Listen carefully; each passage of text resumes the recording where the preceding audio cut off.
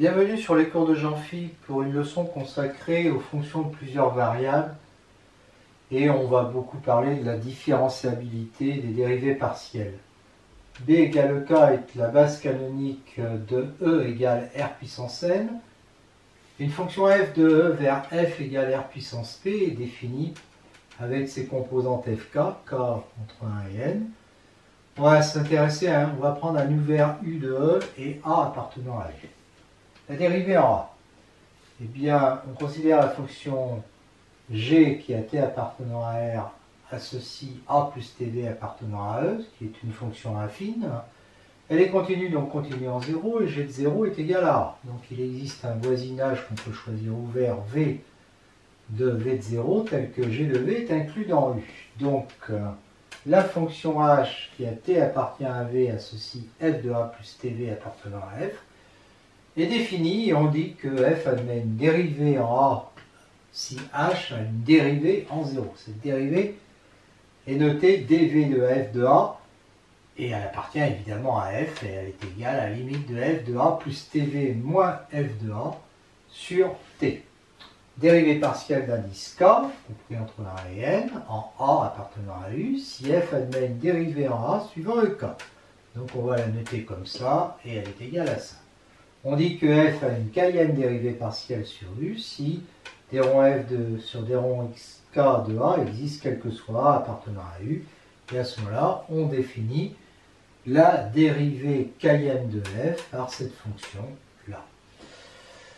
D rond f sur d rond xk de A existe, équivaut à dire que les composantes fj, j compris entre 1 et p, puisqu'on arrive dans R puissance p de f, ont une dérivée partielle qui est évidemment d rond fj sur d rond xk de A et qui est égale à la limite des fj de A plus tv moins fj de A sur t quand t tend vers 0. Et on a alors d rond f sur d rond xk de A qui est la somme de j égale 1 à n. Oui, c'est ça. Et bien, c'est pas ça, c'est AP. C'est juste AP là, parce que les j sont entre 1 et p. Donc, d rond fj sur d rond xk de A, ej. Bon, ben ça c'est le résultat du chapitre sur les fonctions vectorielles. Une fonction vectorielle est dérivable si et seulement si ces fonctions partielles sont dérivables en A, et les coordonnées de f' de A sont les coordonnées des dérivées des composantes. Voilà.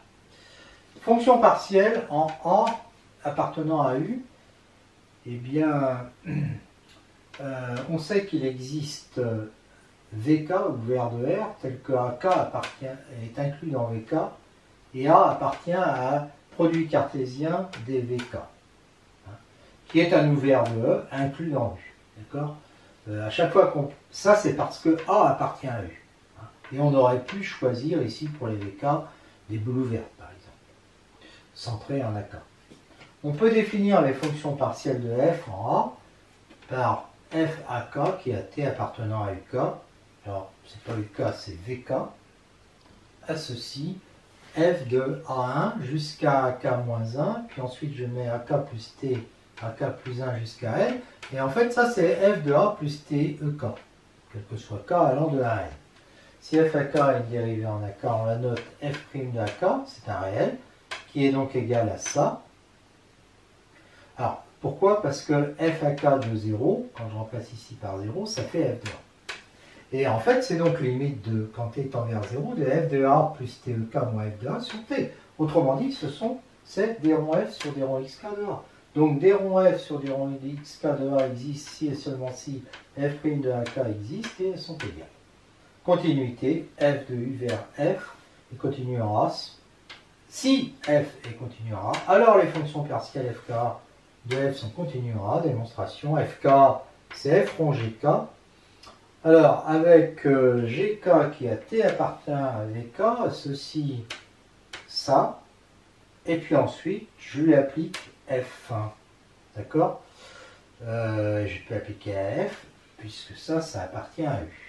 On a à ce moment-là norme de gt', si je prends tt' appartenant à vk. et bien il va y avoir que des zéros. Quand je fais la différence, il va y avoir que des zéros partout, sauf là où il va y avoir t' moins t. Donc, et la norme de ça, si je prends la norme du sup, ça va être le sup des zéros et puis de valeur absolue de t' moins t. Donc ça va être valeur absolue de t' moins t.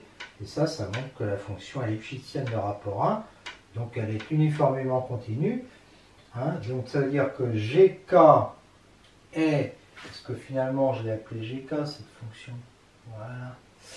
Elle est uniformément continue, et comme fk est égal à f rond gk, donc elle est uniformément continue, donc f rond gk est continue, et donc j'en déduis que fk est continue. On verra que la réciproque est fausse, c'est-à-dire qu'on peut avoir des fonctions partielles fk de f continue en A, mais f qui n'est pas continue en A.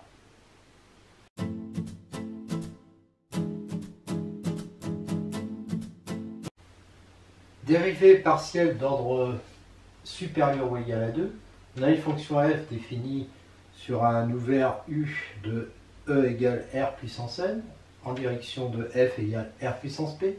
On dit que f admet une dérivée partielle d'ordre 2, qu'on notera d de f sur d rond xj, d rond xk en A, donc en A, avec k et j qui sont entre 1 et n, antinaturels. Si g, alors g c'est quoi? C'est d rond f sur d rond xk, existe sur u, et qu'elle a une dérivée partielle suivant la variable xj en A. Donc cette dérivée partielle d'ordre 2, ou seconde, c'est d de f sur d rond xj, d rond xk en A, c'est un élément de f, est égal à d rond g sur d rond xj en A. Donc d rond sur d rond xj, de d rond f sur d rond xj en A. Bon, il faut bien comprendre que ça, c'est une fonction de u vers f. D'accord? On considère sa dérivée partielle, mais comme c'est en A, on obtient un élément de f. Si d de f sur d rond xj, d rond xk de A existe quel que soit A appartenant à U, on peut définir la fonction d de f sur d rond xj, d rond xk, qui a A appartenant à U, à ceci, d de f sur d rond xj, d rond xk en A. Donc c'est ce qu'on appelle une dérivée partielle seconde. Les d rond f sur d rond xk sont des dérivées partielles premières, donc d'ordre 1, et les d de f sur d rond xj, d rond xk, des dérivées partielles secondes, c'est-à-dire d'ordre 2. Bon, on généralise après, les dérivées partielles d'ordre n supérieur ou égal à 2 sont définies par récurrence comme dérivée partielle sur u d'une dérivée partielle d'ordre n-1 définie sur u. Exemple, je prends e égale r au cube, f égale r, u égale e, donc tout r au cube, et cette fonction-là. Bon, si je fixe x et y, je peux la dériver par rapport à z. Ça va me donner d rond f sur d rond z. Donc ça me donne une fonction g, hein, x, y sont fixés, d'accord? Et donc g' de z, ben, il est égal à x de y plus 2y cube z. Et donc ça c'est d rond f sur d rond z qui est égal à ça. Donc de même, quand je dérive par rapport à x, d rond f sur d rond x va me donner 2x, y, z. Par rapport à y, x2, z plus 3y2, z2. Voilà. Donc là, on a trois dérivées partielles d'ordre 1, une première, et chacune va avoir trois dérivées partielles d'ordre 2, parce que visiblement, on peut les dériver par rapport à x, y, z. Alors je le fais, je dérive, alors d de f sur d de x2, c'est comme ça qu'on la note, c'est d sur d rond x, c'est la dérivée par rapport à x, de la dérivée par rapport à x de f. Donc ça nous fait, je reprends celle-là, je la dérive par rapport à x, ça fait 2yz. Ça, c'est la dérivée de celle-là par rapport à y, donc ça fait 2xz. Et celle-là, c'est la dérivée de celle-là par rapport à z, ça fait 2xy. Celle-là, c'est la dérivée de celle-là par rapport à x, et donc ça fait 2xz. Alors, d de f sur d de y2, c'est-à-dire que je reprends celle-là, je la dérive par rapport à y, et donc ça fait 6yz2.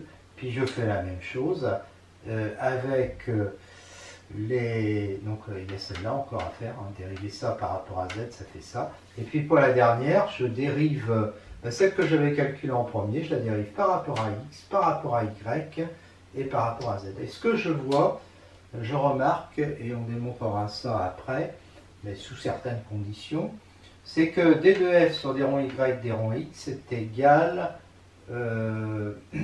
alors, d de f sur d rond x, d rond y est égal à d de f sur d rond y, d rond x. On a échangé en bas. On a aussi la même chose ici, d de f sur d rond x, d rond z est égal à d de f sur d rond z, d rond x. Et on a la même chose avec d de f sur d rond y, d rond z qui est égal à d de f sur d rond z, d rond y. Le théorème de Schwarz nous dira à quelles conditions ça marche. Les dérivées partielles d'ordre n supérieur ou égal à 1 en A appartenant à U, quand elles existent, sont les dérivées partielles en A de dérivées partielles d'ordre n-1 qui sont définies sur tout U. D'accord? Donc là, c'est des dérivées partielles en A. Si dimension de E est égale à n et k supérieur ou égal à 1, et si les dérivées partielles d'ordre k existent, il y en a n puissance k. Bon, c'est évident, par récurrence sur k, c'est évident pour k égale 1, il y a n dérivées partielles d'ordre 1, supposons que ce soit vrai à l'ordre n. Chaque dérivée partielle d'ordre k admet n dérivées partielles, donc comme il y avait n puissance k dérivées partielles d'ordre k, et il va y avoir n puissance k plus 1 dérivées partielles d'ordre k plus 1. Donc la propriété est vraie à l'ordre, alors donc c'est pas à l'ordre n, mais c'est à l'ordre k. Et donc elle est toujours vraie par le théorème de récurrence.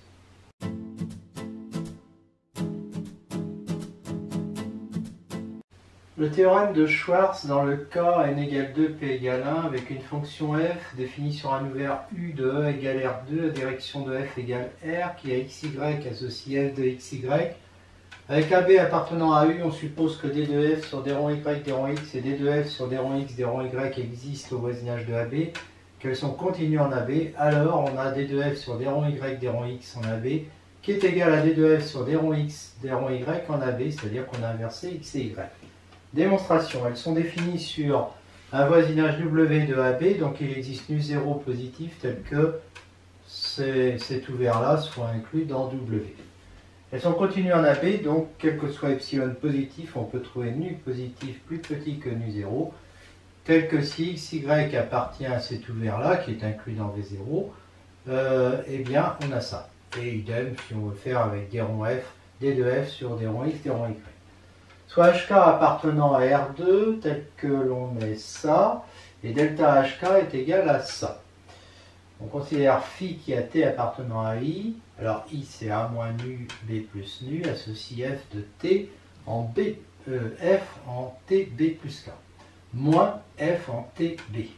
Alors ça c'est dérivable parce que d rond f sur d rond x est dérivable et existe sur v. Et donc on a phi' de t qui est égal à d rond f sur d rond x en tb plus k moins d rond f sur d rond x en tb. Et on voit que delta hk est égal à phi de a plus h moins phi de a. Donc ça, il faut revenir ici, hein, ça fait phi de a plus h moins phi de a. Et donc on a h, par le théorème de Rolle, ça fait h phi' de c avec un module de c moins a qui est inférieur à h, donc inférieur à, enfin un module de h qui est inférieur à nu, donc c qui appartient à i. Et on a du coup delta hk qui est égal à h phi' de c. Donc phi' de c, eh bien ça fait ça, mais en remplaçant t par c. Voilà. Alors, d rond f sur d rond y, alors, la dérivée par rapport à y de ça, ça existe sur v, puisque c'est d de f sur d rond y, d rond x. Alors, on considère psi qui a t appartenant à j égale à cet intervalle, associe d rond f sur d rond x en ct. Elle est donc dérivable, et psi' de t est égal à d de f sur d rond y, d rond x en ct. Et donc, d'après Rolle, quand je fais psi de cb plus k moins psi de c, alors c'est psi de cb plus k moins psi de c, c'est exactement ça. Hein. Ça va être égal à k psi' de d. Psi' de d, c'est quoi? C'est d de f sur d rond y, d rond x en cd. D'accord? Voilà. Alors, d moins b en valeur absolue est inférieur à la valeur absolue de k qui est inférieure à nu, donc d appartient bien à j. Et donc, on a ça. Voilà. Delta HK est égal à ça. Alors du coup, si je fais delta HK sur HK avec H différent de 0 et K différent de 0, et que je retire ça en valeur absolue, ça va être égal à ça. Et ça, c'est inférieur à epsilon parce que C et D appartiennent à I croix J qui est égal à V. Voilà. Donc, voilà, dès que je prends H inférieur à nu et K en valeur absolue inférieure à nu, j'ai ça. J'ai ce truc-là qui est inférieur à epsilon. Et donc, ça veut me dire exactement que la limite de ça est égale à ça. Quand HK tend vers 0 et ni H ni K sont différents de 0. Donc, en fait, on enlève deux droites ici. La droite H égale 0, puis K égale 0. Deux fermés. Symétriquement, on aura la même chose. Si on inverse le rôle de XY, parce que au lieu de considérer phi, on va considérer phi1 de y égale f de a plus ht moins f de a plus moins f de at. Et on verra que delta hk, le même, hein, delta hk va être égal à phi1 de b plus k moins phi1 de b, je vous laisse vérifier, est égal à k phi prime 1 en d1. D'accord. Et donc ça me fera k fois ce truc-là. Et k fois ce truc-là, ce sera k un certain psi1 de a plus h moins psi1 de a avec psi1 de t est égal à ça. Et du coup, j'obtiens kh des 2f sur d rond x, d rond y en C1, D1. Et donc, la suite est identique. Donc, l'essentiel, c'est de retenir que... Alors, du coup, hein, comme on a la même chose, eh bien, on obtient quoi? On obtient que limite de delta hk, donc quand kh tend vers 0 avec h et k qui sont différentes de 0, cette limite est égale à ça, hein, et avant, elle était égale à ça. Donc, ça veut bien dire que les deux sont égaux. Et c'est donc le résultat du théorème de Schwarz quand les dérivées partielles d de f sur d rond y, d rond x et d de f sur d rond x, d rond y existent au voisinage de AB et qu'elles sont continues, ça c'est très important en AB, alors en AB, elles sont égales. F est une fonction définie sur l'ouvert U de E égale R puissance n, F est égal à R puissance P, P supérieur ou égal à 2, A appartient à l'ouvert U et B est une base de F dans laquelle on a les composantes FK de F. Dérivée partielle en A d'ordre Q, celle-là, existe si et seulement si les dérivées partielles de ces composantes existent. Et alors, les dérivées partielles des composantes eh bien, forment les coordonnées de la dérivée partielle en A. Alors, par récurrence sur Q, la démonstration, déjà vue pour Q égale 1, on suppose que c'est vrai à l'ordre n, donc c'est vrai quel que soit A. Et donc on a cette fonction-là et cette fonction-là qui existent, et on sait que celle-là a pour composante les GK. G a pour composant les GK. Dire que ça existe, ça équivaut à dire que d rond G sur d rond x JQ plus 1 existe. Donc chaque d rond GK sur d rond JQ plus 1 en A existe, et donc ça équivaut à dire que ça existe, quel que soit K allant de 1 à P. Et comme G a pour composant les GK, d rond G en A sur d rond X, d rond G sur d rond X JQ plus 1 en A va être égal à la somme de 1 à P des d rond GK d rond X JQ plus 1 en A EK, c'est-à-dire que ça c'est les coordonnées de ça.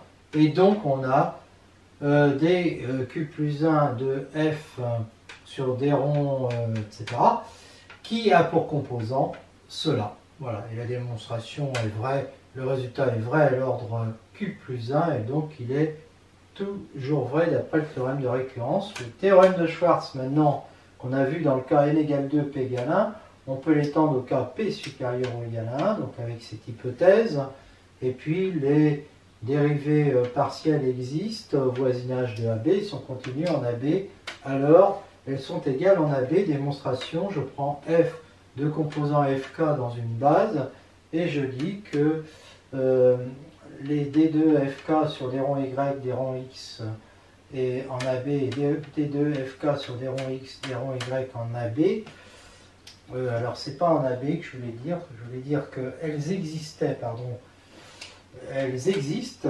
elles sont continues en AB. Voilà ce que je voulais dire. Elles existent et elles sont continues en AB puisque celles-là existent et sont continues en AB. Donc leurs composantes, qui sont ça, existent et sont continues en AB. Et comme elles sont continues en AB, là on a des fonctions qui vont de U vers R.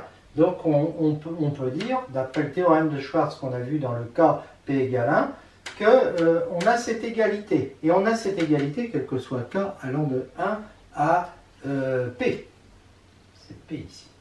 Et donc on a ce vecteur, donc le vecteur avec ces coordonnées-là sera donc égal au vecteur avec ces coordonnées-là, ce qui veut dire que d de f sur d rond y, d rond x en AB, qui a pour coordonnées ça, va être égal à d de f sur d rond x, d rond y en AB, puisqu'il a pour coordonnées ça. Et donc la propriété est démontrée dans le cas n égale 2, p supérieur ou égal à 1. Il ne reste plus qu'à la démontrer dans le cas général n quelconque.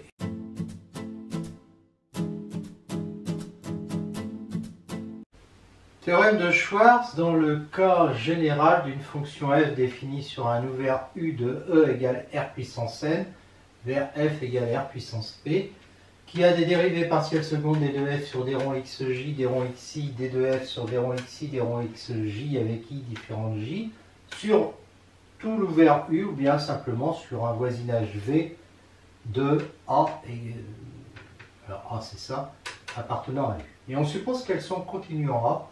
Alors, d de f sur d rond xj, d rond xi en A est égal à d de f sur d rond xi, d rond xj en A. On peut échanger i et j. Démonstration pour k, oui je ne l'ai pas appelé, pour k, j fixé, par exemple ça. Il existe des voisinages VI, i décrivant 1 jusqu'à n. Voisinage ouvert des AI, tel que l'intersection des VI est inclus dans V. Ça c'est parce que V est un voisinage de A. Soit H défini sur VK, donc K et J sont fixés. VK.VJ, la direction de F qui a XY fait correspondre ça, où il y a les AI partout, sauf au rang K où c'est X et au rang J où c'est Y. Des ronds H sur des ronds X existent sur ça, et évidemment des ronds H sur des ronds X en XY est égal à des ronds F sur des ronds XK en ce truc-là, que je peux appeler par exemple U. Des ronds H sur des ronds Y existent aussi sur ça, et c'est égal à des ronds F sur des ronds XJ en U, pareil. De même, ces deux fonctions-là existent parce que celle-là existe.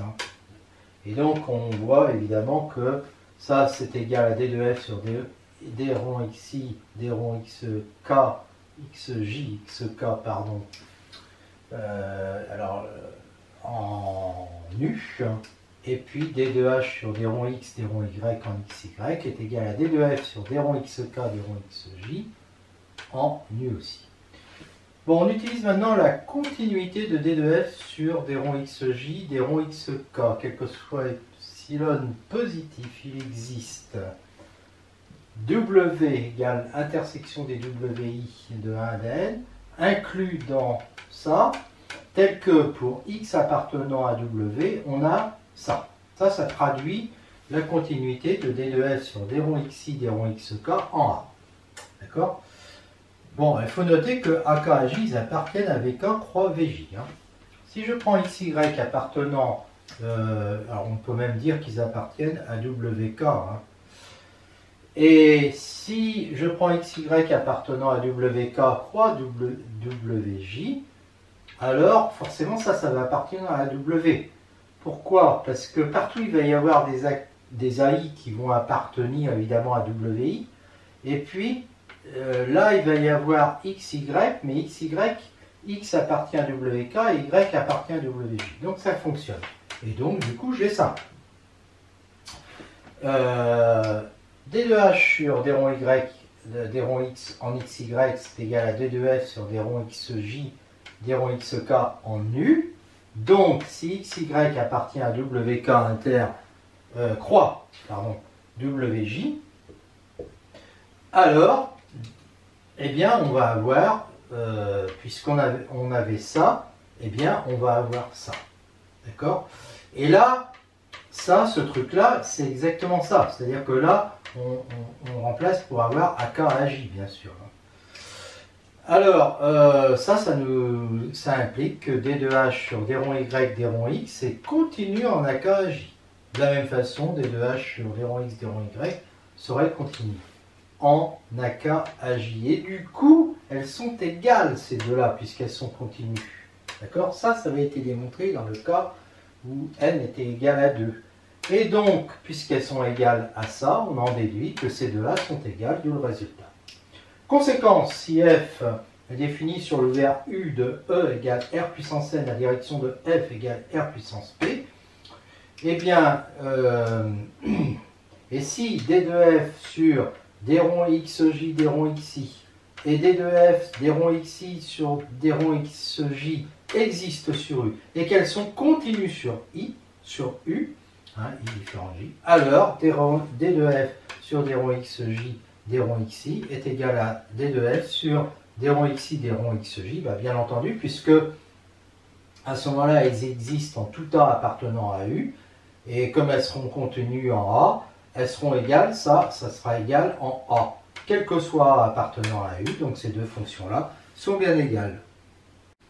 Soit f une fonction de l'ouvert u de E égale R puissance n vers f égale R puissance p, k supérieur ou égal à 3, on suppose que toutes les dérivées partielles d'ordre k de f existent sur u et sont continues en A. Alors, pour toute permutation sigma de cet ensemble-là, et pour J1, J2, Jk appartenant à cet ensemble-là, on a ça. En gros, en A.